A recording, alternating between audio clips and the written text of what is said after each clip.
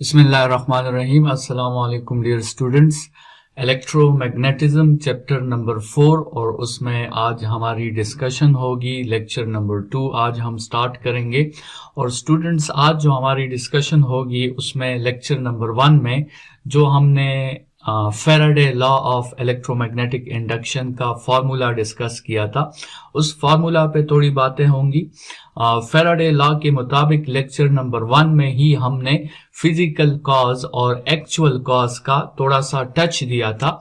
उस physical cause और actual cause पे बात होगी और फिर लास्ट में लेंज लॉ पे बात होगी और कोशिश करेंगे कि लेंज लॉ को इसी लेक्चर में कंप्लीट कर लिया जाए।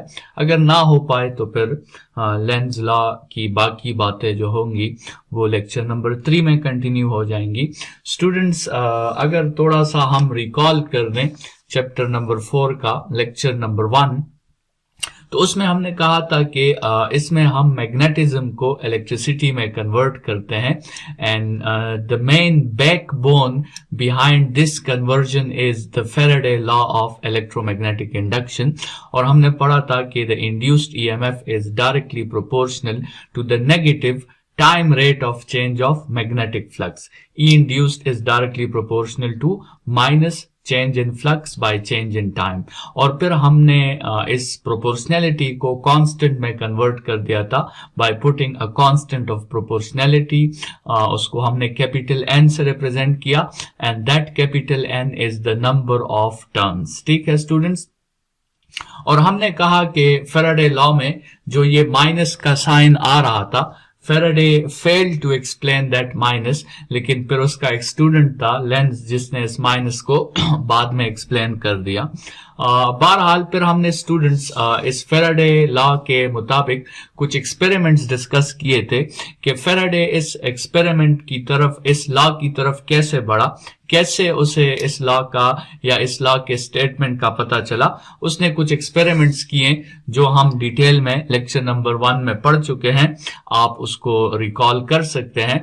और स्टूडेंट्स फिर फैराडे ने ये सोचा कि what is the physical cause of this induced EMF, जो कॉज हमें नजर आता है वो क्या है। और फिर फैराडे ने ये सोचना शुरू किया कि ये तो हमें जो कॉज नजर आ रहा है वो तो चले फिजिकल कॉज हो गया, लेकिन नेचर जो प्रोड्यूस कर रहा है, जो उसका एक्चुअल कॉज है, वो आपके साथ क्या है। फैराडे ने दोनों बातों के बारे में सोचा और दोनों बातों का उसने पता लगाया और वो दोनों बातें जो थी वो आपके साथ जो है उसी लेक्चर में डिस्कस हुई थी। तो हमने कहा था कि फिजिकल कॉज तो कुछ भी हो सकता है और आज के लेक्चर में हम ये डिस्कस करेंगे कि फिजिकल कॉज तो कुछ भी हो सकता है, लेकिन एक्चुअल कॉज जो है, जो हर केस में आएगा, वो होगा चेंज इन फ्लक्स। ठीक है, मतलब चेंज इन फ्लक्स जहां पे मौजूद होगा तो वहां पे स्टूडेंट्स याद रखें कि वहां पे ईएमएफ की जनरेशन जरूर होगी, चाहे फिजिकल कॉज जो भी हो, चाहे फिजिक्स के जिस तरीके से आप आना चाहें, लेकिन आपका मकसद है change in magnetic flux produce करना, तो यही चेंज इन मैग्नेटिक फ्लक्स जो है आगे जाके इंड्यूस्ड ईएमएफ को भी सर्किट में इंड्यूस करेगा। स्टूडेंट्स, लास्ट में हमने सोर्सेज ऑफ ईएमएफ पे बात की थी, जिस पे पिछले चैप्टर में भी बातें हुई थी, लेकिन यहाँ पे उसको डिस्कस करना इसलिए जरूरी था क्योंकि पिछले चैप्टर में हमने जो सोर्सेज ऑफ ईएमएफ पे बात की थी वो हमारे साथ फिजिकल सोर्सेज थे। फिजिकल सोर्सेज का मतलब वो आपको नजर आ रहे थे, लेकिन यहाँ पर स्टूडेंट्स जो हैं वो एक सोर्स ऐसा है जिसे हम नॉन फिजिकल सोर्स कहते हैं, और या जिसको आप नॉन फिजिकल कॉज कहते हैं, जो आपको नजर नहीं आती, आपको सर्किट में नजर नहीं आता कि या बैटरी लगी हुई है या जनरेटर लगा हुआ है, लेकिन फिर भी ईएमएफ आ जाता है, फिर भी करंट जो है वो सर्किट में जाना शुरू कर देती है। तो इस किस्म के ईएमएफ को और इस किस्म के जो है इलेक्ट्रोमोटिव फोर्स के साथ हम इंड्यूस का वर्ड यूज करते हैं, और जब सोर्स लगा हुआ होता है तो फिर हम इलेक्ट्रोमोटिव फोर्स के साथ प्रोड्यूस का वर्ड यूज करते हैं। तो स्टूडेंट्स, स्टार्ट करते हैं आज का लेक्चर नंबर 2, जिसमें हम बात करेंगे सबसे पहले इस फार्मूला की, जो आपके साथ इंड्यूस्ड ईएमएफ का फार्मूला है, उस पे हम बात करेंगे। तो स्टूडेंट, सबसे पहले जो है जो मेन फैराडे लॉ है, मतलब इस इंड्यूस्ड ईएमएफ के फार्मूला को आप देखें तो आपको पता लग सकता है कि इंड्यूस्ड ईएमएफ जो है वो दो चीजों पर डिपेंड करता है।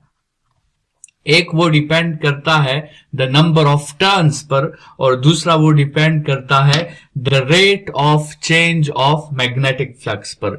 ये जो n है ये आपके साथ नंबर ऑफ टर्न्स हैं, और ये जो क्वांटिटी है इसको आप दो मुख्तलिफ क्वांटिटीज कंसिडर मत करें, बल्कि इसको आप एक ही क्वांटिटी कंसिडर करें, and this one quantity is called the rate of change of magnetic flux with respect to time। ठीक है स्टूडेंट्स, मतलब कहने का ये है कि इस फार्मूला से आपको ये बात बहुत साफ नजर आ जानी चाहिए कि सिर्फ फ्लक्स का चेंज होना जरूरी नहीं है, आपने ये भी देखना है कि वो फ्लक्स कितने टाइम में आपके साथ चेंज हो रहा है। जैसे लेट्स सपोज हम एक एक्सपेरिमेंट कंसिडर करते हैं, दो एक्सपेरिमेंट्स लेट्स सपोज हम कर लेते हैं। लेट्स सपोज एक्सपेरिमेंट नंबर 1 जो है वो हमारे साथ कुछ इस तरह है कि हमारे साथ एक कॉइल है, ठीक है, और हमारे साथ एक मैग्नेट है, और इस मैग्नेट को हम क्या कर रहे हैं, इस मैग्नेट को हम टू एंड फ्रो मोशन दे रहे हैं, टू एंड फ्रो मोशन हम इसे दे रहे हैं, मतलब इस मैग्नेट को हम वाइब्रेशनल मोशन दे रहे हैं। लेकिन लेट्स सपोज जिस स्पीड से हम इसे वाइब्रेशनल मोशन दे रहे हैं वो स्पीड है 2 मीटर्स पर सेकेंड की, और एक दूसरे एग्जाम्पल में वही मैग्नेट है और वही वाइब्रेशनल मोशन हम उसे दे रहे हैं, एम्पलीट्यूड भी वही है, लेकिन इस दफा इसकी स्पीड जो है वो आपके साथ लेट्स सपोज 4 मीटर्स पर सेकेंड है। तो स्टूडेंट्स, चेंजेस ऑफ ईएमएफ तो दोनों के सेम होंगे। लेट्स सपोज ये मैग्नेट यहां पे है, तो फिलहाल फर्ज करें 2 लाइंस गुजर रहे हैं, और जब ये मैग्नेट इस तरफ आगे बढ़ेगा तो फिर हो सकता है कि 2 के बजाय यहां से 4 लाइंस गुजरें, और यही सिचुएशन यहां भी होगी कि लेट्स सपोज फिलहाल 2 लाइंस गुजर रहे हैं, और जब ये मैग्नेट आगे मूव करेगा तो फिर हो सकता है 2 के बजाय 4 लाइंस जो है वो पास हो। तो मैग्नेटिक फ्लक्स में जो चेंज है, मैग्नेटिक फ्लक्स में जो आपके साथ, इसको हम चेंज इन फ्लक्स 1 कह देते हैं, इसको चेंज इन फ्लक्स 2 कह देते हैं, वो तो आपके साथ दोनों केसेस में आपके साथ सेम है। लेकिन स्टूडेंट्स, इस पहले केस का टाइम जो है वो आपके साथ सेम नहीं है इस दूसरे केस के टाइम से, और वो सिचुएशन कुछ इस तरह है कि इस दूसरे केस का टाइम लेस है इस पहले केस के टाइम से, क्योंकि वहां पर स्पीड आपके साथ ज्यादा है। तो स्टूडेंट्स, यहां पर जो आपके साथ इंड्यूस्ड ईएमएफ आएगी और यहां पर आपके साथ जो इंड्यूस्ड ईएमएफ आएगी, इसको हम इंड्यूस्ड ईएमएफ डैश कह देते हैं। तो याद रखें कि जिसका टाइम लीस्ट होगा उसका रेट ऑफ चेंज जो है वो ज्यादा होगा, और आपके साथ इंड्यूस्ड ईएमएफ डैश जो होगी वो इंड्यूस्ड ईएमएफ सिंपल से ज्यादा होगी, मतलब इस केस में इंड्यूस्ड ईएमएफ ज्यादा होगी, इस केस में इंड्यूस्ड ईएमएफ आपके साथ कम होगी।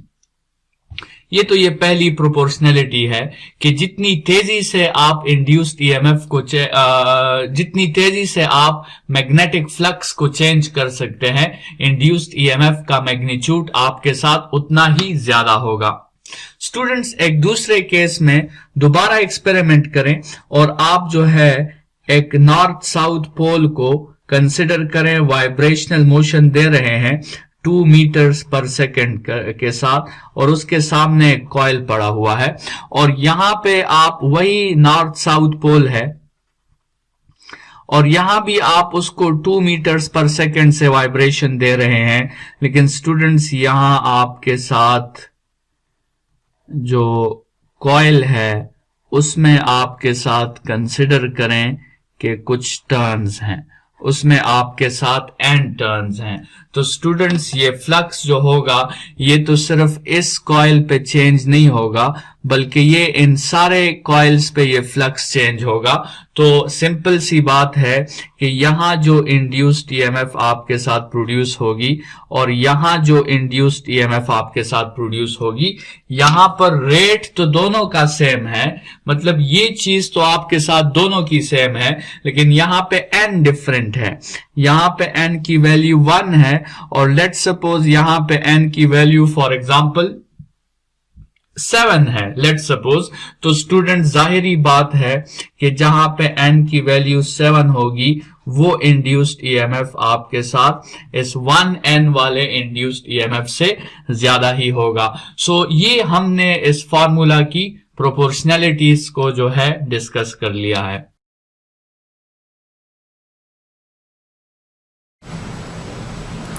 In 1831, Michael Faraday in London and Joseph Henry in New York independently discovered electromagnetic induction. I am going to demonstrate electromagnetic induction with an experiment similar to the one that Michael Faraday performed. I have an ammeter here and I have 3 coils. I have a coil with 1 loop, 10 loops, and 100 loops. I also have a bar magnet, and I will start by connecting the single loop coil to the ammeter. I now have the single loop coil connected to the ammeter, and I'm going to move the bar magnet into and out of the coil. And if you watch very closely, you can see a slight deflection of the ammeter needle. Okay, so now let me connect the 10 loop coil. And then I'm going to do the same thing. I'm going to move the bar magnet in and out of the coil. Now you can see more movement of the needle. In fact, if I go very slowly, you see just a little bit of a deflection. And if I go quickly, you see a greater amount of deflection. Also, as the magnet is going in, the needle deflects to the right. And as I pull the magnet out, it deflects to the left. But when the magnet isn't moving, there's no deflection, indicating no current flowing. Okay, so when the magnetic field is changing going into the coil, there's a positive current flowing. When it's changing coming out of the coil, there's a negative current flowing. And now let me connect the 100 loop coil.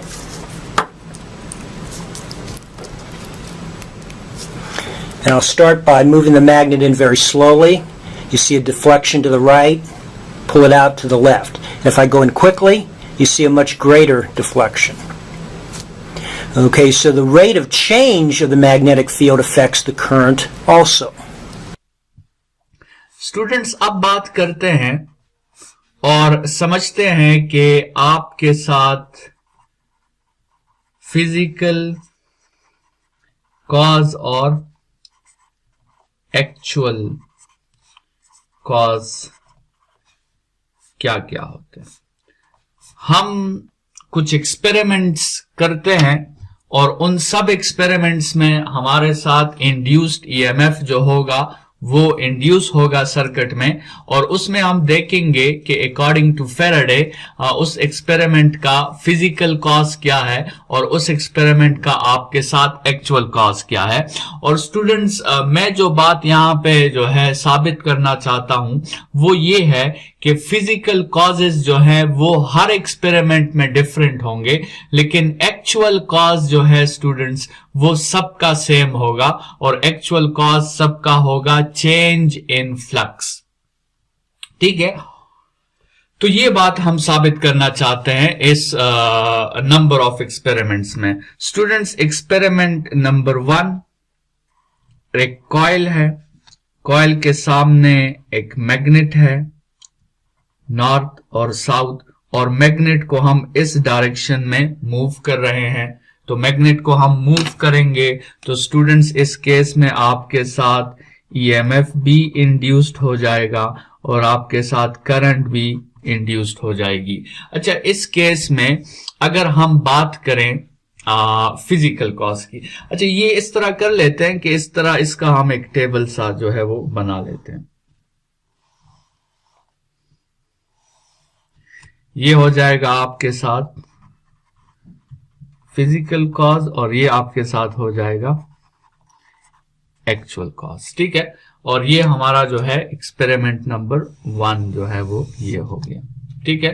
तो what is the physical cause? The physical cause is, उसको हम कह सकते हैं motion of north towards the coil.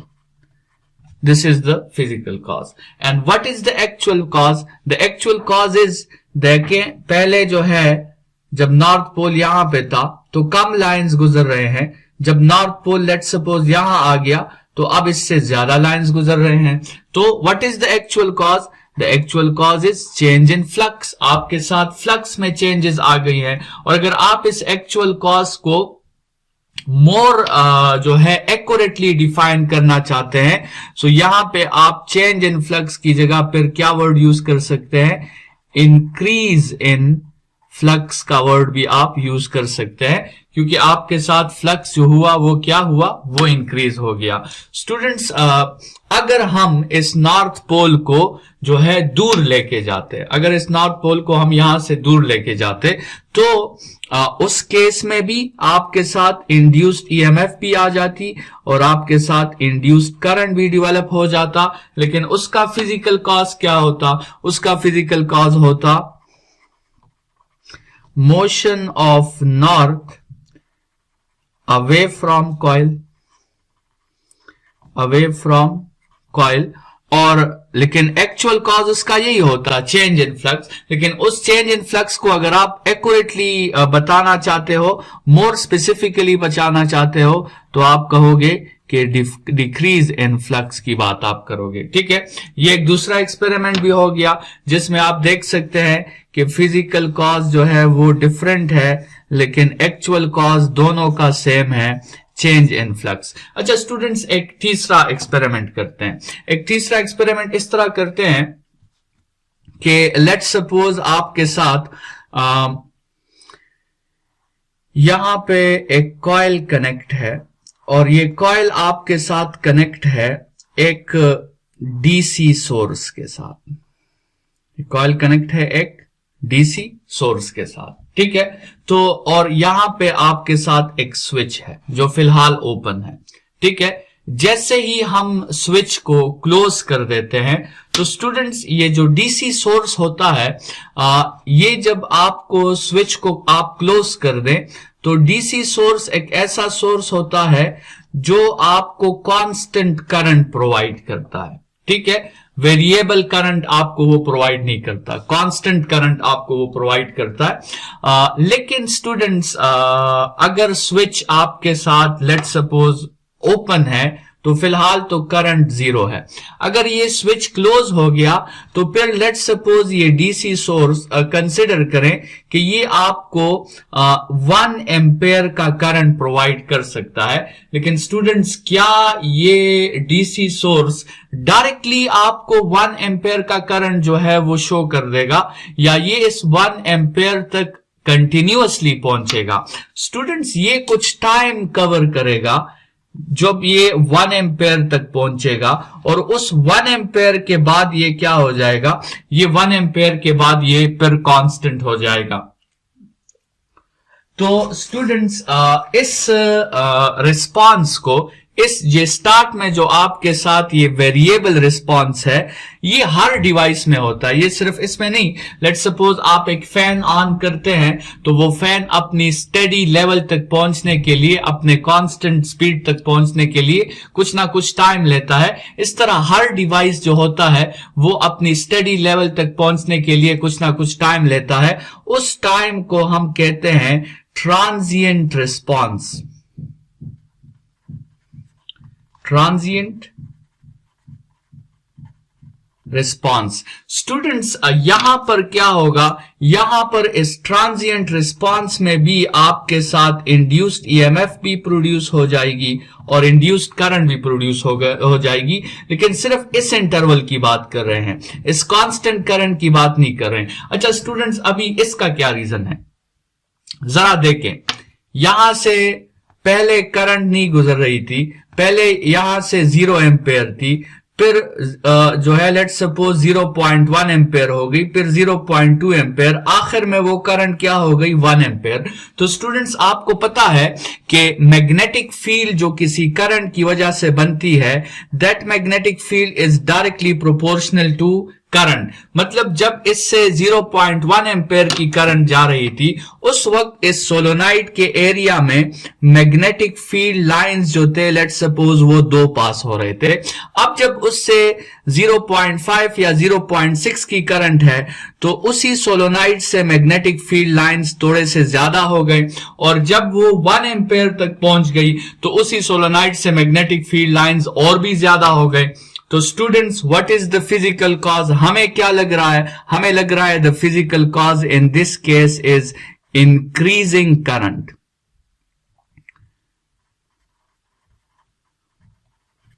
Increasing current, लेकिन what is the actual cause, उस increasing current की वजह से हो क्या रहा है स्टूडेंट्स, उस इंक्रीजिंग करंट से आपके साथ फ्लक्स चेंज हो रहा है, और वो कैसे चेंज हो रहा है, उसका मुकम्मल पाथ जो है वो कैसे है, वो इस तरह है कि आप करंट को इंक्रीज करते हैं, करंट की वजह से मैग्नेटिक फील्ड इंक्रीज हो जाता है, मैग्नेटिक फील्ड की वजह से आपके साथ फ्लक्स इंक्रीज हो जाता है। तो स्टूडेंट्स आपको फ्लक्स का फॉर्मूला पता है, flux is equal to B A cos theta. मतलब अगर बी इंक्रीज हो गया तो आपके साथ फ्लक्स भी इंक्रीज हो जाएगा। स्टूडेंट्स ये हमने एक और एक्सपेरिमेंट देखा जिसमें हमने देखा कि फिजिकल कॉज जो है वो डिफरेंट है, लेकिन एक्चुअल कॉज उसका वही है, और वो है चेंज इन फ्लक्स। एक लास्ट एक्सपेरिमेंट स्टूडेंट्स, यहाँ पे जगह भी कम है, लेकिन एक लास्ट एक्सपेरिमेंट जो है हम कर लेते हैं। लेट्स सपोज आपके साथ एक कॉइल है और वो कॉइल कनेक्ट है एक एसी सोर्स के साथ, ठीक है, और फिर आपके साथ जो है एक नियर बाय कॉइल है, और वो नियर बाय कॉइल जो है वो किसी एसी सोर्स के साथ कनेक्ट नहीं है, ठीक है, वो सिंपल एक क्लोज्ड पाथ है। तो स्टूडेंट्स आपको पता है कि एसी सोर्स, उसको हम आगे भी डिस्कस करेंगे, एसी सोर्स जो आपको टाइम के साथ करंट प्रोवाइड करता है, तो वो करंट जो है उसको नॉर्मली हम साइनोसाइडल करंट भी कहते हैं, और वो आपको इस तरह करंट प्रोवाइड करता है, मतलब करंट कभी ज्यादा कभी कम। स्टूडेंट्स जब यहां करंट ज्यादा हो रहा है तो यहां पे फील्ड लाइंस भी ज्यादा बनेंगे, जब यहां करंट कम हो रहा है तो फील्ड लाइंस भी कम बनेंगे। इसी तरह जब करंट नेगेटिव में हो जाएगा तो ये फील्ड लाइंस अपनी डायरेक्शन चेंज कर लेंगे। लेकिन स्टूडेंट्स ये फील्ड लाइंस के सामने हमने जो है एक दूसरा कॉइल रखा हुआ है, तो यही फील्ड लाइंस यहां भी लिंकेज कर रहे हैं, ये फील्ड लाइंस यहां भी लिंकेज कर रहे हैं। तो आपके साथ जब यहां पे फील्ड लाइंस की कमी या ज्यादती आएगी तो फिर आपके साथ यहां पर भी फील्ड लाइंस की कमी या ज्यादती आएगी, और जब यहां पर फील्ड लाइंस की कमी या ज्यादती आएगी तो स्टूडेंट्स यहां पे फ्लक्स चेंज होगा, और आपके साथ जो है जब फ्लक्स चेंज होगा तो इस कॉइल में आपके साथ ईएमएफ जनरेट होगा।